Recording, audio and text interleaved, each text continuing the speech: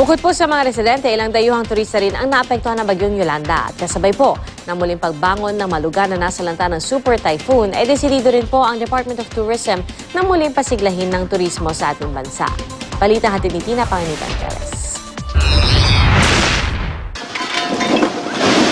Buho, gutom, gulo.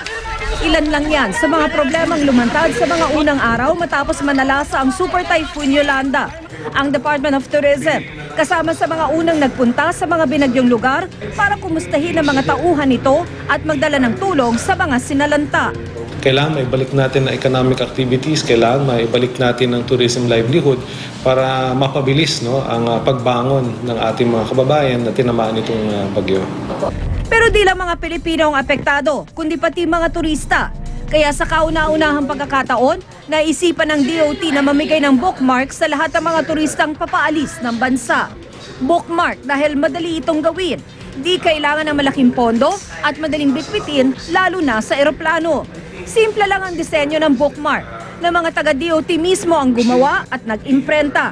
Makikita rito ang tourism slogan ng bansa na "It's more fun in the Philippines", pati na ang trademark design na banig.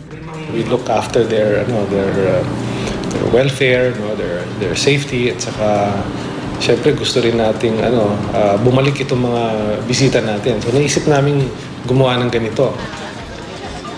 Nang nilindol ang Bohol, pinalik agad ang mga tour matapos ang ilang araw.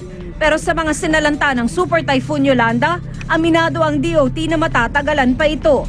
Lalo't mahigit 1 bilyong piso ang halaga ng infrastruktura ang napinsala. Gayunpaman, marami na raw ang nangakong tutulong na pasiglahin muli ang turismo sa bansa, kasama ang United Nations World Tourism Organization at Pacific Asia Travel Association.